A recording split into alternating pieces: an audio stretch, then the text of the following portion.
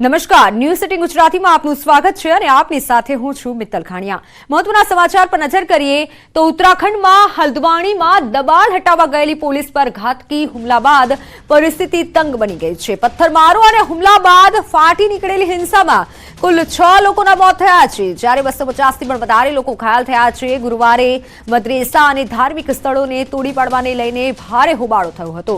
રોષે ભરાયેલા ટોળાએ વાનભુલપુરા પોલીસ સ્ટેશનમાં આગ ચાંપી દીધી હતી। તણાવને જોતા જિલ્લાની તમામ દુકાનો બંધ રાખવા માટે સૂચના આપવામાં આવી છે। હિંસાગ્રસ્ત વિસ્તારોમાં કર્ફ્યુ લાદી દેવામાં આવ્યો છે। આ ઉપરાંત તમામ શાળાઓ બંધ રાખવાનો આદેશ પણ આપવામાં આવ્યો છે।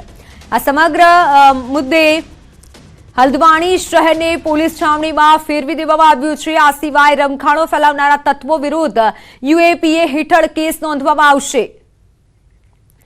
તો ઉત્તરાખંડના હલ્દવાનીમાં થયેલી હિંસા મુદ્દે ડીએમ વંદના સિંહે મોટો ખુલાસો કર્યો છે। તેમણે કહ્યું છે નજીકની છત પરથી પોલીસ પર પથ્થરમારો કરવામાં આવ્યો હતો અને પેટ્રોલ બોમ્બથી વાહનોને આગ ચાંપી દેવામાં આવી હતી। તેમણે વધુમાં જણાવ્યું, જ્યારે નોટિસ આપવામાં આવી હતી ત્યારે પથ્થરો ન હતા। સીસીટીવી દ્વારા તોફાનીઓની ઓળખ કરવામાં આવી રહી છે। પોલીસ સ્ટેશનની અંદર પોલીસ કર્મીઓને જીવતા સળગાવવાનો પ્રયાસ કરવામાં આવ્યો હતો। પોલીસ કર્મીઓને પોલીસ સ્ટેશનની બહાર દેવામાં આવ્યા, જ્યારે પોલીસ સ્ટેશનના રેકોર્ડ રૂમને પણ સળગાવવાનો પ્રયાસ કરવામાં આવ્યો હતો અને જેથી તમામ રેકોર્ડ બળી અને ખાખ થયા। 3 દિવસ પહેલા દબાણ દૂર કરવાની કાર્યવાહી હાથ ધરવામાં આવી હતી, તો એક જ મિલકતને નિશાન બનાવવામાં આવી નથી। તમામ સ્થળોએ દબાણ દૂર કરવાની કાર્યવાહી કરાઈ હતી। તેમણે એમ પણ કહ્યું કે ગેરકાયદેસર મસ્જિદ અને કબરનું કાયદાકીય દસ્તાવેજોમાં કોઈ અસ્તિત્વ નથી। આ જમીન મહાનગરપાલિકાની છે, તેને પહેલેથી જ નોટિસ આપવામાં આવી હતી। આ ખરેખર 2007નો ઓર્ડર હતો। તંત્ર દ્વારા કાયદાકીય પ્રક્રિયાઓનું પાલન કરવામાં આવ્યું હતું।